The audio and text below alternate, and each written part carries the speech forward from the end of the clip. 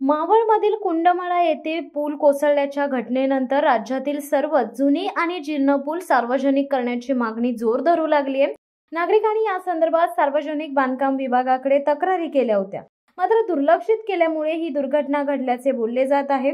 या पार्श्वभूमीवर तातडीने रायगड जिल्ह्यातील सर्व पुलांचे स्ट्रक्चरल ऑडिट करण्याची आणि आवश्यकतेनुसार दुरुस्ती किंवा पुनर्बांधणी करण्याची मागणी पंडित शेठ पाटील यांनी केली आहे।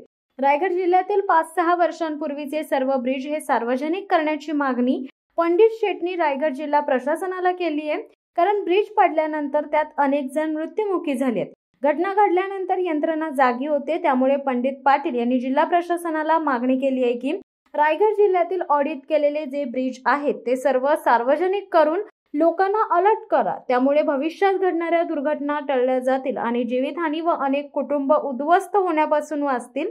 रायगड जिल्हा हा औद्योगिक जिल्हा असल्याने अनेक अवजड वाहने या जिल्ह्यात फिरत असतात।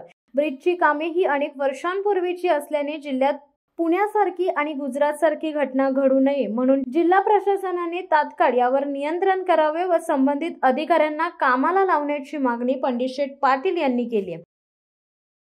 शिवसत्ता टाइम्ससाठी धनंजय कवटेकर, अलिबाग।